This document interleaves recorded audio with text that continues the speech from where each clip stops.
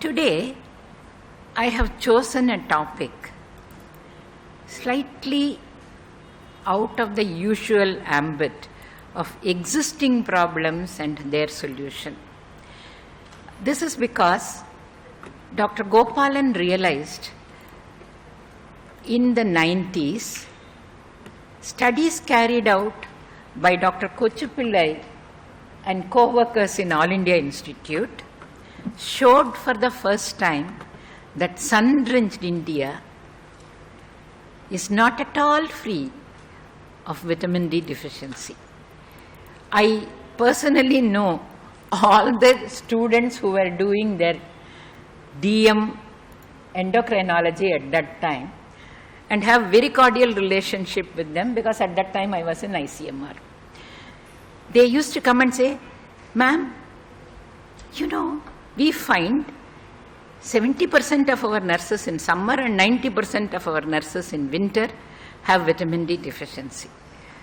And Dr. Dave will accept the fact that Dr. Kochupillai made 3 DM students repeat the experiments in nurses, in interns and doctors before he accepted this astonishing fact that sun-drenched India has 70 to 90% vitamin D deficiency in a population which is at least middle income group. Certainly some of them would be called as upper middle income group. Aware, no problem about access to health care, and on the top of it, involved in medical profession. So, from then on, Dr. Gopalan said, studies have to be done across ages to understand what is the problem, across regions to find out, is it a north-south phenomena? Is it cloud-based related phenomena? Is it a season-related phenomena? So he had a very close relationship with Dr. Kochupillai and his group, and many of those people came and talked to our study circle lectures and went on propagating the idea, clean forget what was written in Western textbooks. Sun-drenched India cannot have. It's us, and for us we will use the fortification way. So India is different, we need to understand.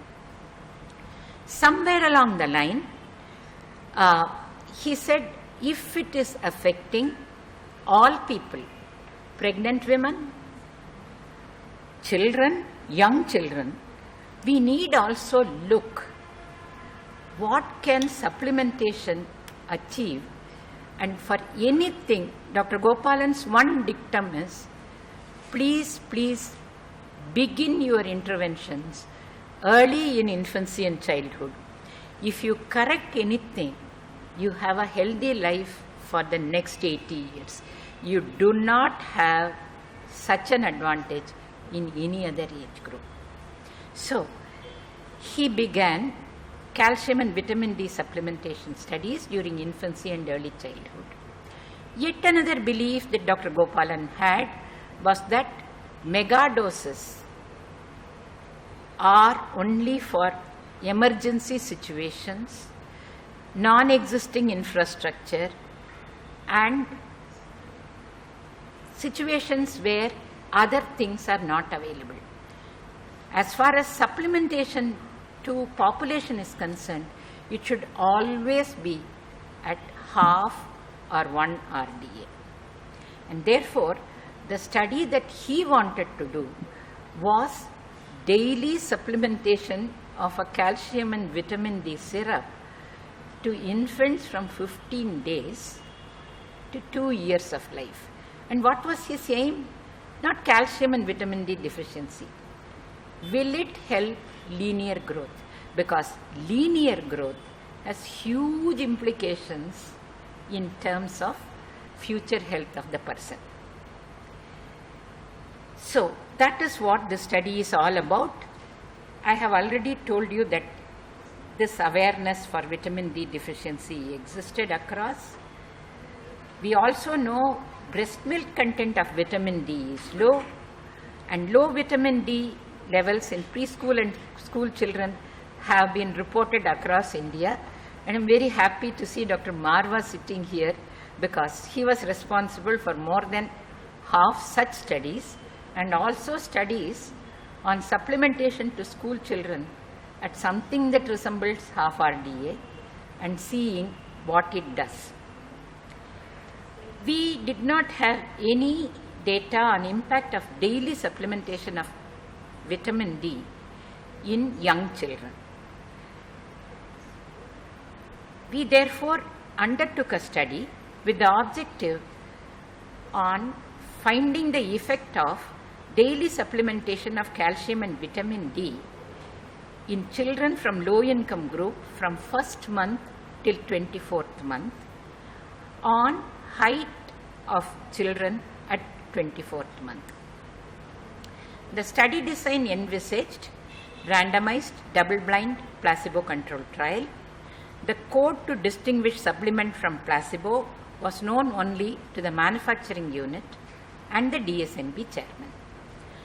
The community-based supervised daily supplementation of the supplement or placebo was from first month to 24 months of age, and the outcome parameter used was height at 23 months. We chose Anganwadis from selected ICDS blocks, taking into account that they are within 10 kilometers of NFI, had a relatively stable population, and had committed staff and a community that was able and willing to participate in long-term follow-up studies. These are essential prerequisites without which no study of this nature can succeed. The study design envisaged that we will contact pregnant women in third trimester, ascertain willingness to participate, follow up till delivery. I must confess, this idealism really created huge problems for us. I will never in my life repeat this kind of an experiment, because we had a huge dropout. We spent 7 unnecessary months, because ultimately when it came to inclusion and exclusion criteria, we took neonates at birth. So 579 came down to 324 infants born in Delhi. They were all delivered in Delhi. The families said they will stay for next 2 years. That is a hope. Very often that cannot be fulfilled among the low income group. And they were willing to participate in the study. We excluded people who delivered outside the study from the original cohort, parents who said, I can't stay for 2 years, and parents after delivery who said, we will not be able to participate. We screened all infants, and 300 infants who were apparently healthy and between 15 and 45 days after birth were included. Excluded from the study are infants weighing less than 2 kg or had preterm births, and infants whom we felt are not thriving. At enrollment, we measured length, weight, randomly allocated infants to supplement A, which was the drug, and supplement B, which was the placebo. We started daily supplementation under supervision. The follow-up schedule was, in the first 3 months, daily, we supervised administration of this by a local field worker. After 3 months, we relaxed. Supervised administration when possible, daily verification from the mother by field staff whether supplement was given, and once a fortnight checkup of the doses in the bottle and new bottles provided. This is to measure compliance by different methods. The follow-up schedule for monitoring compliance was daily verification with the mother whether supplement was given, verify regularity of daily supplements on the previous fortnight by checking the chart maintained by one by the mother and one by the field worker, and also physically remaining doses in the bottle. The follow-up schedule for children was record morbidity once in fortnight across 23 months. We recorded infant feeding practices, immunization, and nutrition and health intervention once a month in the first year, and measured both weight and length once a month. In the second year, we recorded morbidity once in fortnight, measured weight once a month, but measured length or height only once in 3 months because linear growth slows down. We calculated the sample size on the basis that what we expect as an impact of supplement is a 2 centimeter difference in height at 23 months of age.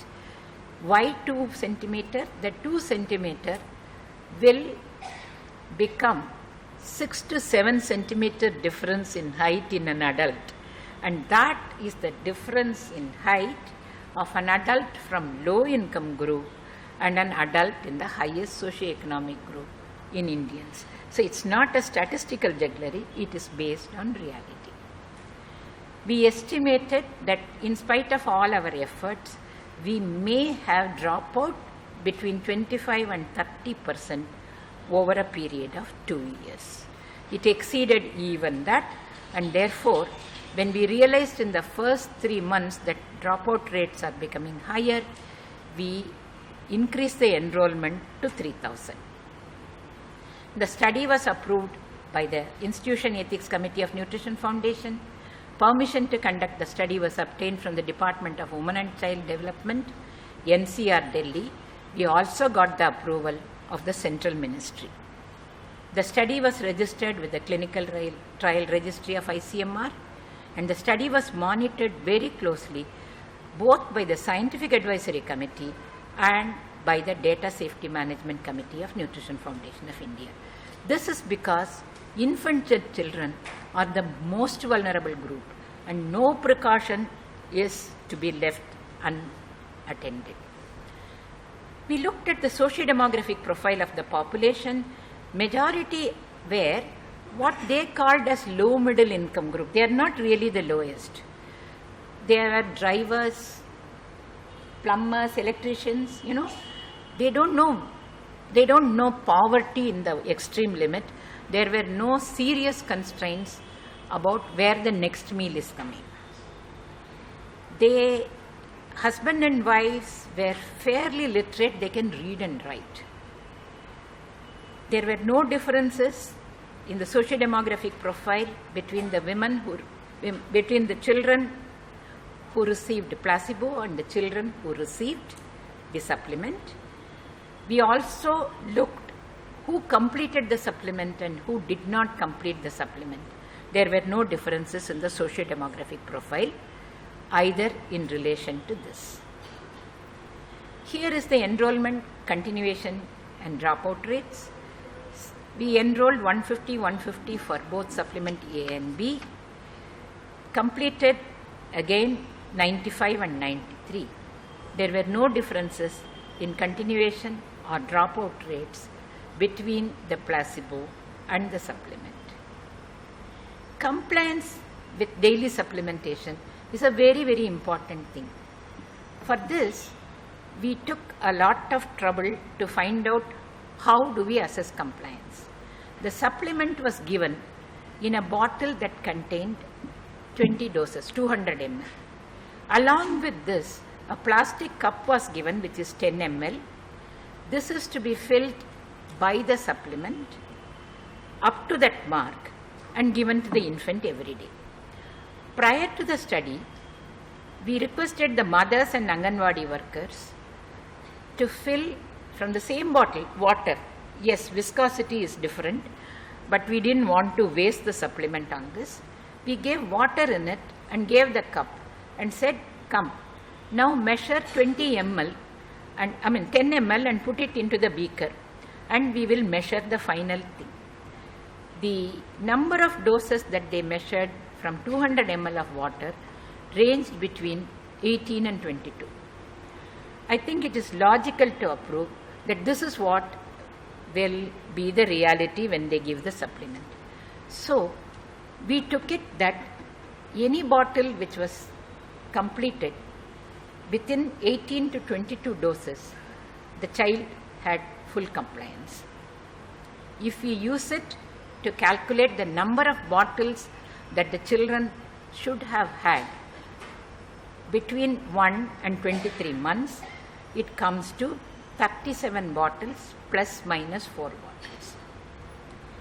So we then rated the compliance using bottles that were completed.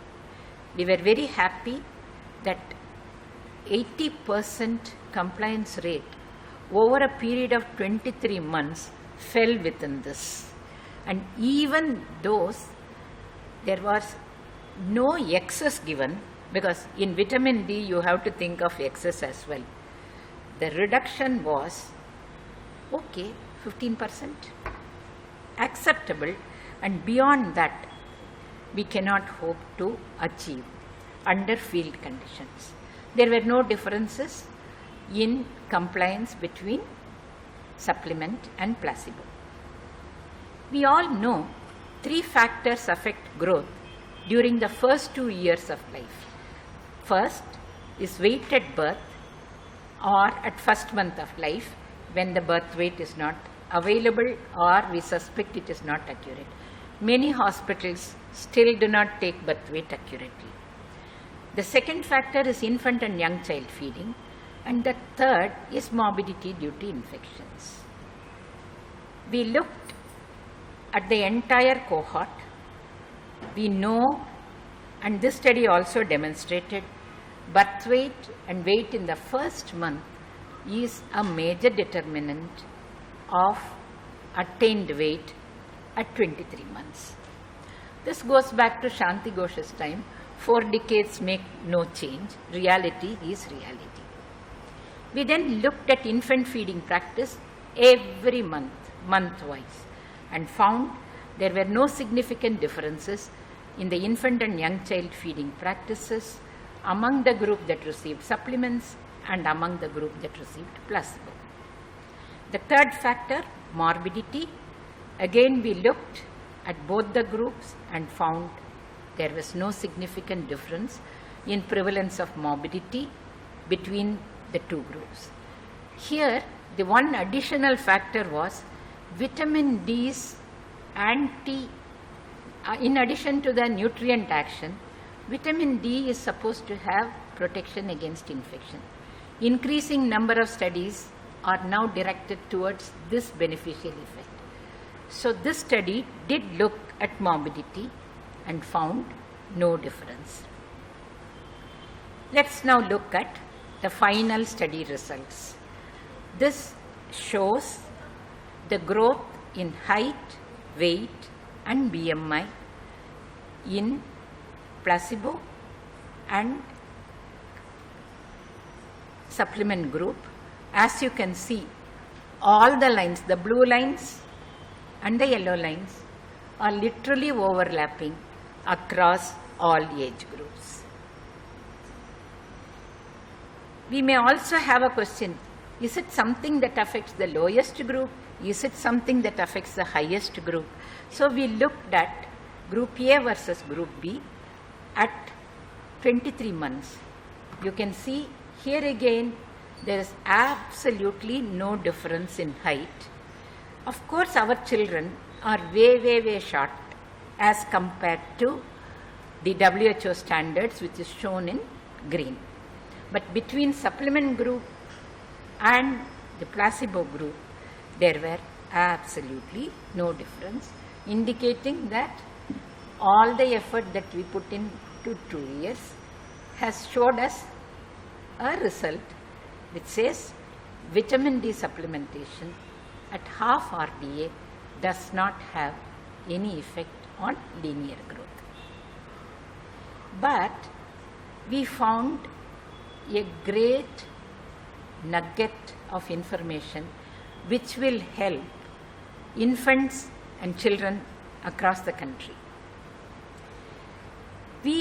Because we were going every day. One of the things that we went on saying is appropriate infant young child feeding is very, very, very important. Usually this kind of information is given every time we contact the mother using the mother-child protection card in the recent years. But frequency with which we give this information is at best 1 month. A woman who has started a wrong practice 1 month ago is unlikely to correct it. And this has always been one problem of a discontinuous message giving on nutrition education. But here we are meeting every mother every day, or at least talking to her every day. Kya khilaya bacche ko? It's an easy thing to say. And instead of saying, did you feed the supplement? It's a very abrupt way of asking. You should not do that. बच्चे सही है? अच्छा, बच्चे को अपना दूध ही पिला रही है या नहीं? और ऊपर का दूध कुछ नहीं पिलाते हैं ना? हमारा सप्लीमेंट कितने बजे को दिया? Is a more friendly way of asking it, because if you are going to ask it for 23 months, it's important that you build that kind of a rapport with the family. So in that talk, very often they found, नहीं मेरा बच्चा रो रहा था, इसलिए कल मैंने ऊपर का दूध पिलाना शुरू किया. Now that is the time we went in. The Anganwadi worker or the field worker informed the nutrition person. The nutrition person informed me. All of us went hammer and tongs, ringing the mother, saying, नहीं, आप क्या कर रही है, वो बहुत गलत, इससे इन्फेक्शन ज़्यादा हो जाएगी, उससे तबीयत खराब हो जाएगी. Please go back. So this intensive effort, same message by the same 3 people who variably contact the mother, did help in reversing the wrong practice in a substantial proportion. I will show you this graph to see how good the infant feeding practices were in this group. Breastfeeding, universal in India. There we have no contribution. No. Yes, please. You find that women breastfeed in 56% up to 24 months. Excellent practice. Let us then look what they are doing in introduction of animal milk. Even at 3 months, it is less than 20%. So 80% of mothers continue to exclusively breastfeed right up to 5th month. What was this data? Follows DLHS 3, which showed that in Delhi, 50% of the mothers introduced animal milk between 3 and 4 months. This population is in no way different.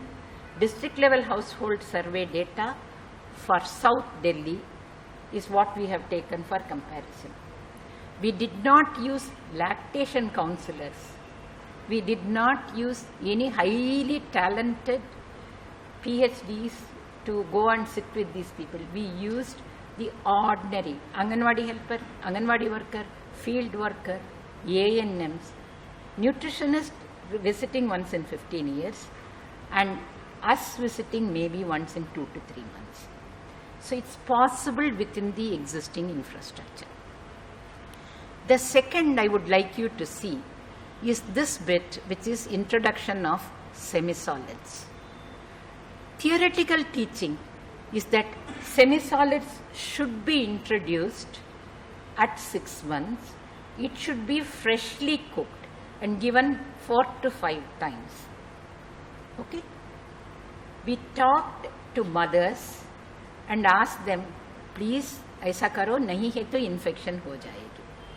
They said, 6 बार 5 बार कौन करेगा, हमारे पास वक्त नहीं है, कैसा करेंगे, और करेंगे तो भी 2 चम्मच के लिए कितने बार कर सकते हैं. These are realities. So we said, okay, क्या है आपके पास? They said, we will prepare once in the morning when we are preparing nasta and feed what you are advising it. When we are eating, that is around noon, we will mash either chapati or rice nicely in milk, feed that. 2 चम्मच 3 चम्मच कोई फर्क नहीं पड़ता, पूरा नहीं खाते हैं तो कोई दिक्कत नहीं, हम खाएंगे उसको. Subsequently, घर में मिल्क है, रस्क है, ब्रेड है, बिस्किट है, ये केक को उसमें लगा देंगे, मैश करेंगे, खिला देंगे. वो नहीं खाते, हम खाते हैं. But do not talk about vegetable, ये वो.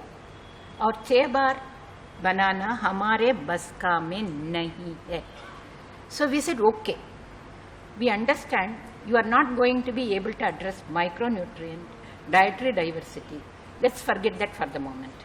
We look at energy, and for that, your choice is as good as mine, and the way you are suggesting you will give will prevent infection, which is my fear. And look, initially in the 5th and 6th month, every child spits. That is because they don't have a swallowing reflex. We should reassure her, नहीं, सब बच्चे ऐसा ही करेंगे. धीरे धीरे देते जाओ, swallowing reflex develop हो जाएगी, फिर अच्छी तरह खाएंगे. So that is what they gave, and that is why this semi-solid and adult food sort of have a parallel, because biscuit, rusk and bread are adult food. I can't call them semi-solid prepared food. So between these, they were able to give 4 to 5 times some energy stuff which the child can swallow. In addition, we said from about 8th month onwards, whenever the child is on your lap when you are eating, बाकी चीज़ों को भी थोड़ा थोड़ा देना शुरू करो, सब्जी भी करो, but मसाले के बिना. But please remember, in these families, vegetable eating is very low, and the most commonly eaten vegetable is aloo. So that is all that they got. So we cannot talk about dietary diversification, ye hua, wo hua. But every child got adult food by the time they are 1 year of age. Semi-solids slowly and progressively came down. Within 3-4 months after 1 year, semi-solids were given up. Reasonable practice. I am sure all of you will agree. 2 slides are missing. Any idea? Okay. I would show you, I would tell you, you will have to believe me, and then I will show you the slide in the later afternoon. Because of this infant feeding practice, there was no difference in weight, mean weight, weight for age, mean height, height for age, between 0 and 12 months. After 12 months, there was an increase in underweight rate, but that was only 10% as compared to 25% that you see in NFHS and other surveys. The height difference, however, was there. Possibly the factors that govern linear growth are, partly parental height, partly birth length, and therefore are not directly linked to energy insufficiency. Okay? So, to sum up, we took up a study of daily supervised administration of calcium and vitamin D in children from low income group from 1st month to 24 months. We knew that it did not have any impact either on linear growth or on morbidity in children. Because of close contact with the family, it was possible to improve IVCF practices through nutrition education by frontline workers using MCPC card to authenticate messages. Optimum infant feeding prevented deterioration in nutritional status in the first 12 months. After 12 months, there was a progressive increase in Z scores for height for age and stunting, both in the supplemented and placebo group. The reason for this need to be explored. As deterioration in stunting rate was higher than deterioration in underweight rate, wasting rates decreased after 12 months. This should never ever be interpreted as improvement in nutritional status of the child between 12 to 23 months. You can never leave height and BMI. They are a pair, and whenever you consider nutritional status, especially in children, they both have to be taken into account if you are to give the right diagnosis and right management. Thank you very much. I exceeded the time deliberately because we have one speaker less, and Kamini will shift over to the afternoon. Okay? I can answer all the questions now.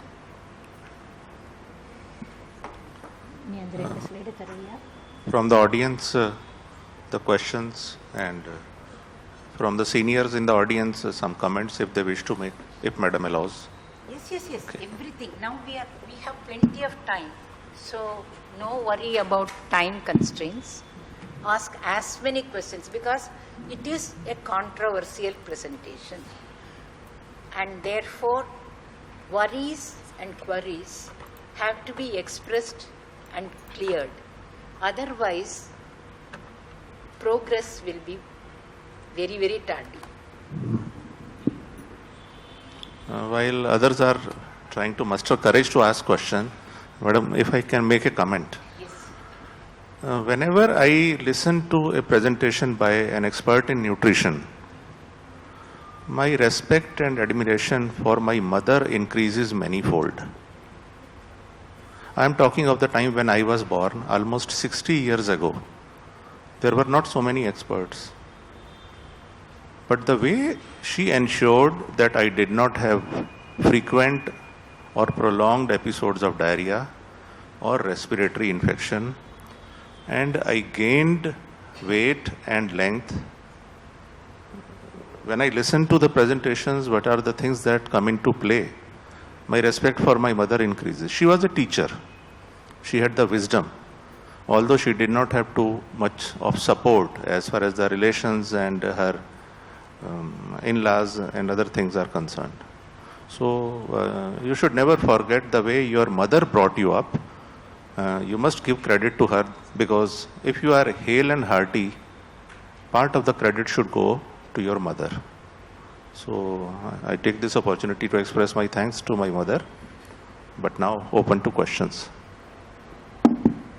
I would only say a teacher always learns, and therefore she was far ahead of time because she was a teacher. Yes. Yes.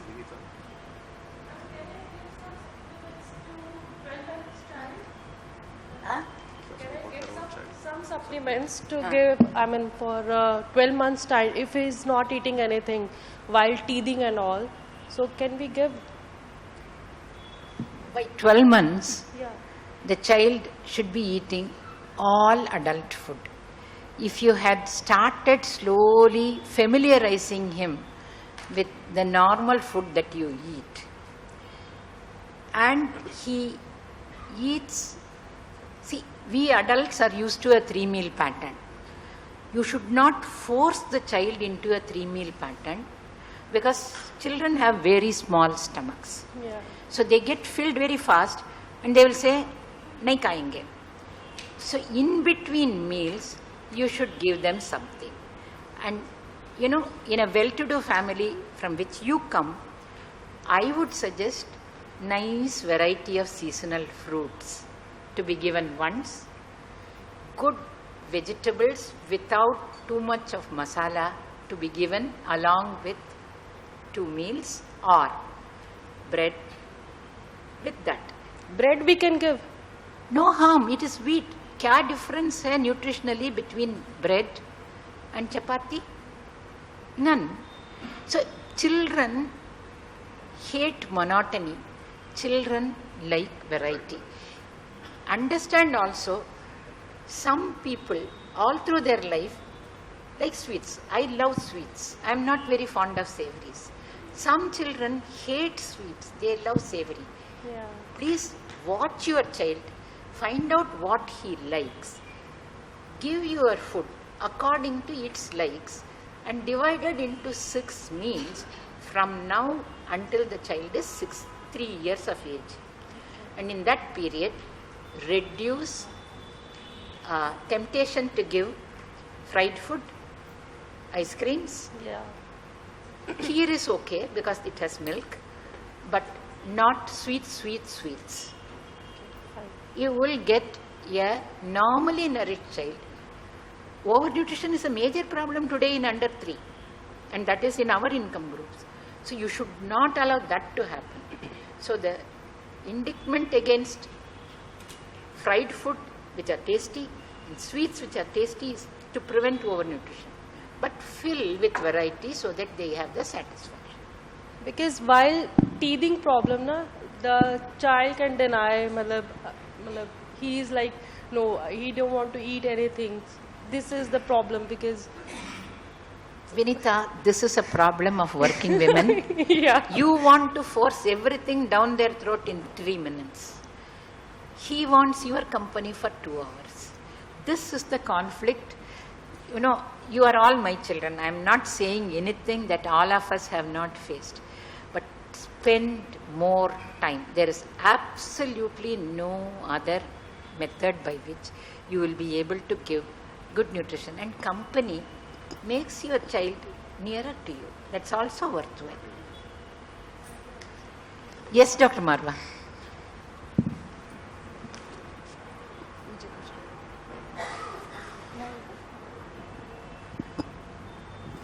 Dr. Prema, you yourself mentioned about gram flour, groundnuts, sesame seeds, for the treatment of PEM and all that. Why not in normal IVCF, we make best use of instant infant foods prepared at home. Sattu-like instant infant food based on cereal, roasted pulse in 3:1 or 4:1 ratio. And then you can add sesame seeds or groundnuts. And you need not add sugar because then the shelf life is reduced.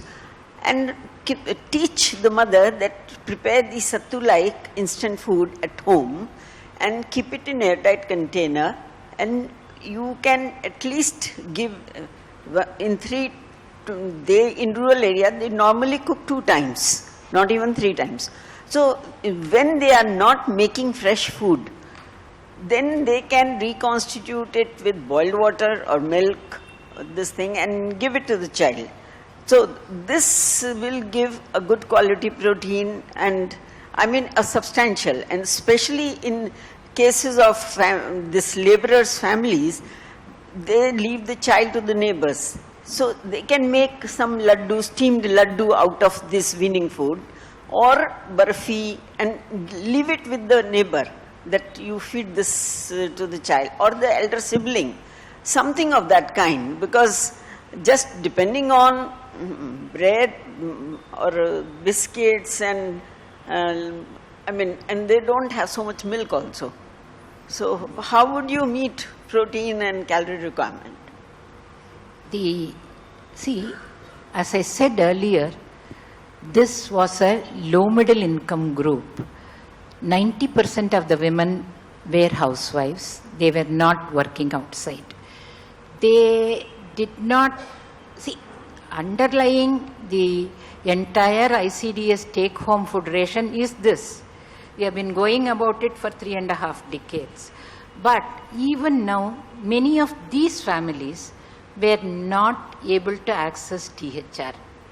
So they said, when we are not having, is there no other choice?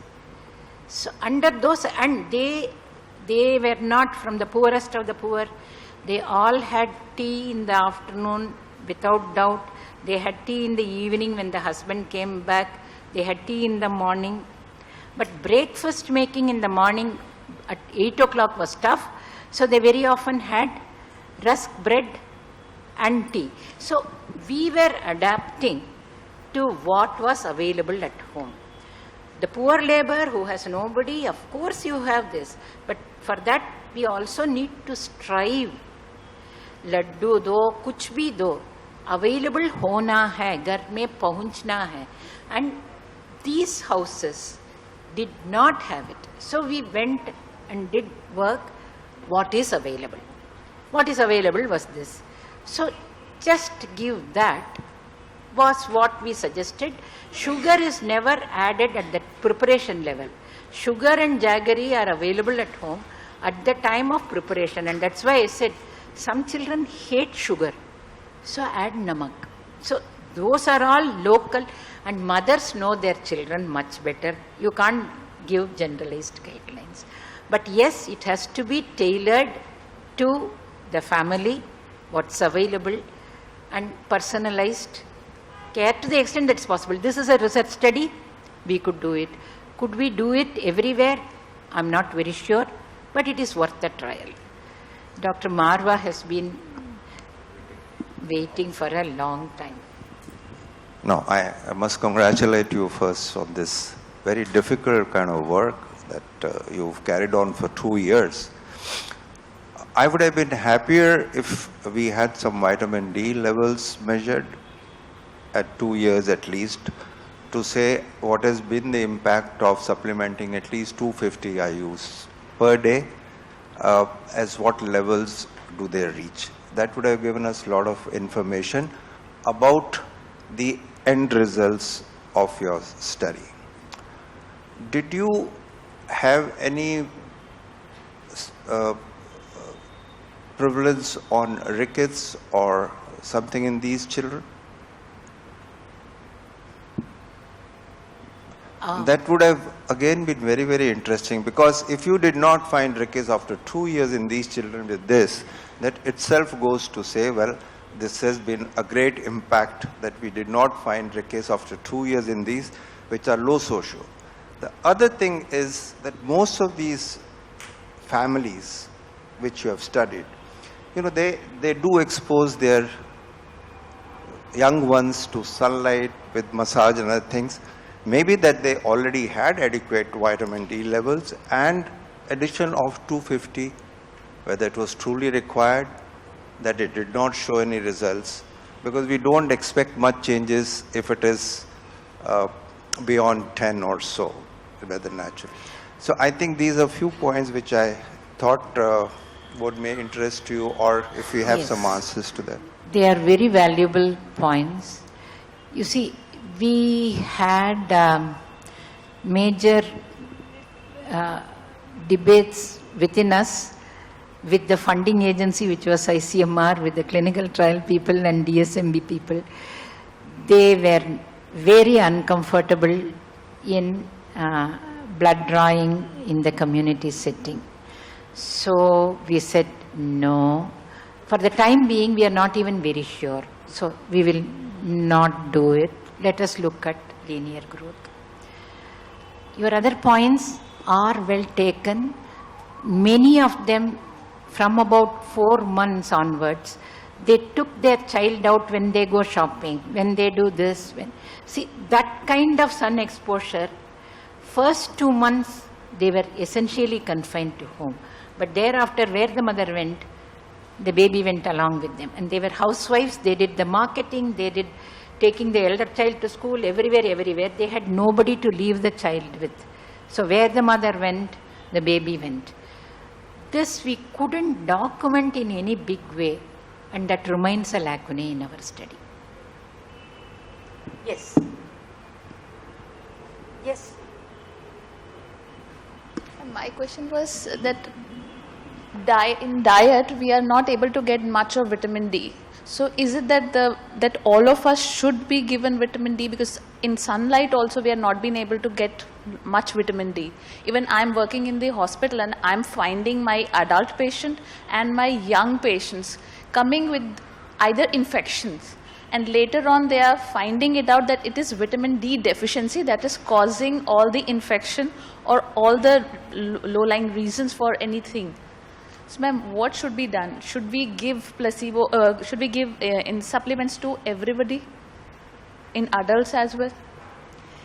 You know, the first statement in epidemiology is all associations are not causal. And therefore, you have infections which are common in the community. You have vitamin D deficiency common in the community. You have anemia common in the community. You have undernutrition common in the community.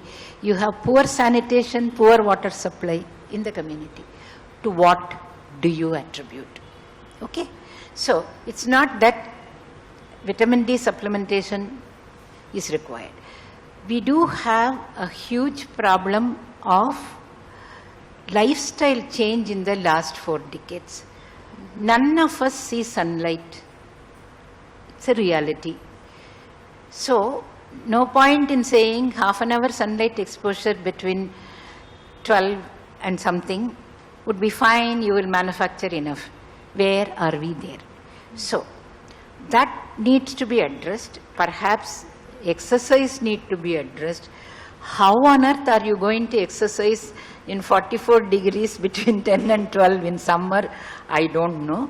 But certainly lunchtime exercise during winter is a doable thing, good thing. And winter is the time when vitamin D level dip the lowest. So, try doing what you care. Womb to tomb supplementation of X to Y, A to Z is certainly not the way good health or nutrition is built. We have to find small solutions, and I'm sure if you discuss with Dr. Marwa, he will come out with very many more correct and up-to-date answers for the vitamin D vexing question. Thank you, ma'am.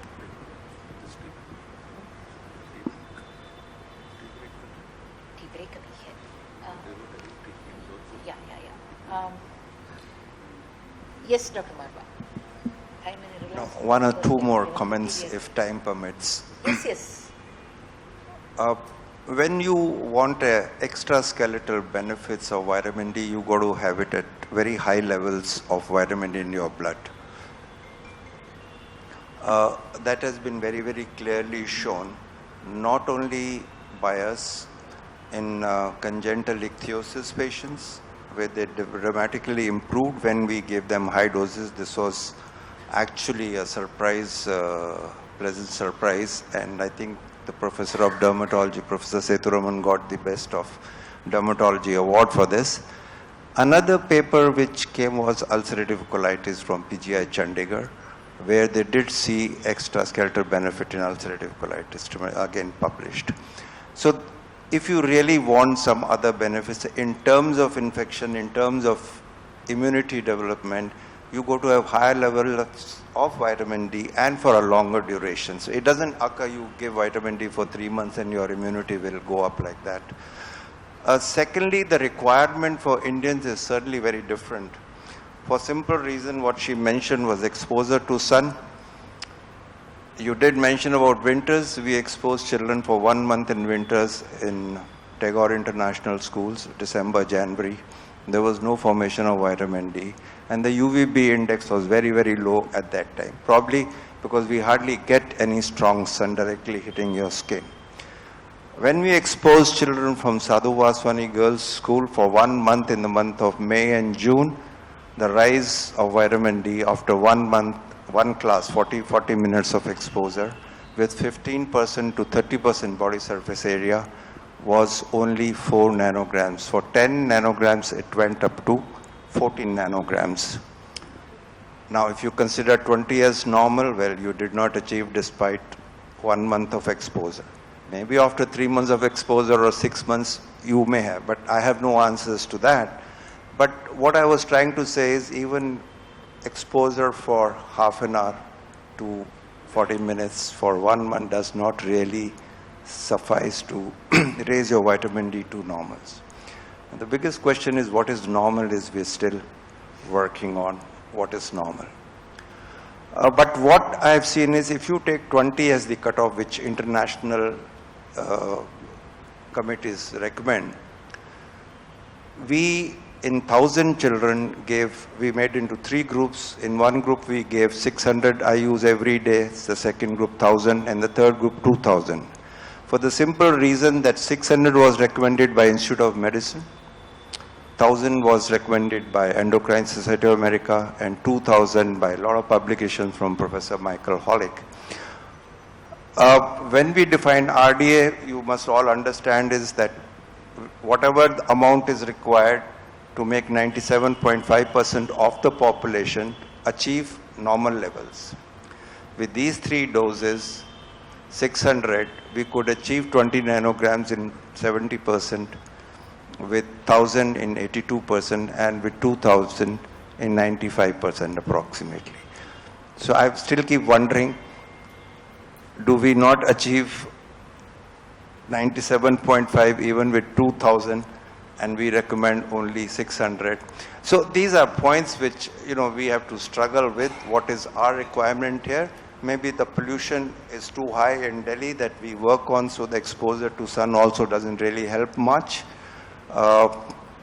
And of course, the lifestyle, what she mentioned, using sunscreens or covering yourselves and things like that.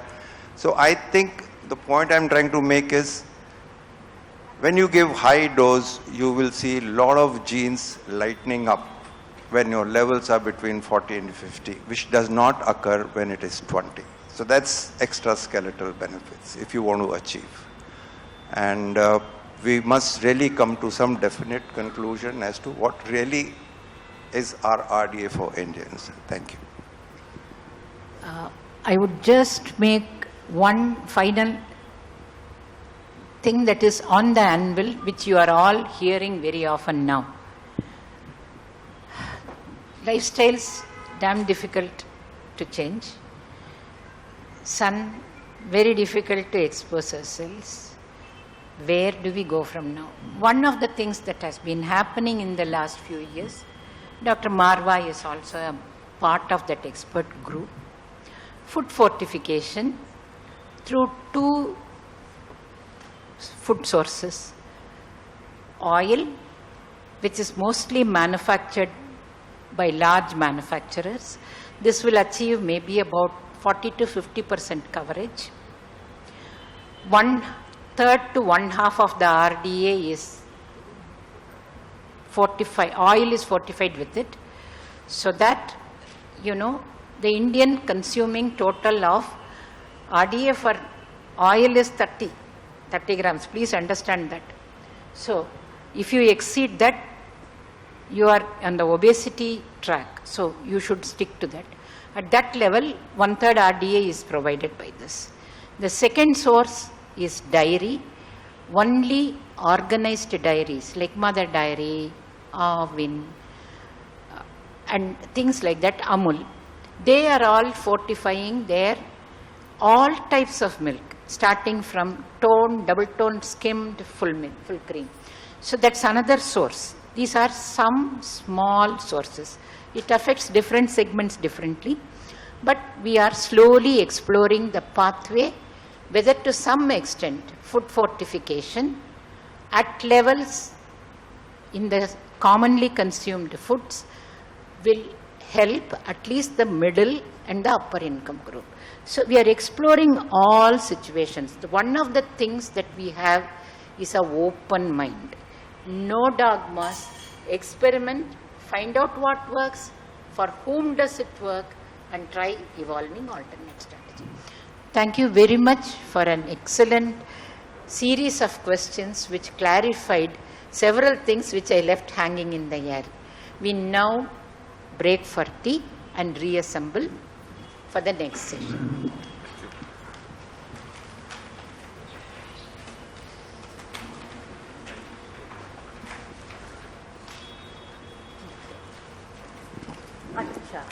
No. Dr. Vadva will give me the fruit basket. I cannot go without that.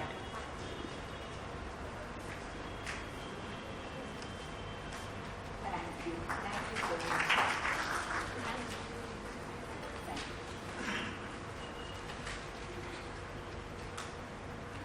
Sorry, we need these to send to Sarat and Maju. So So please bear with this when I forget and let's say we leave it.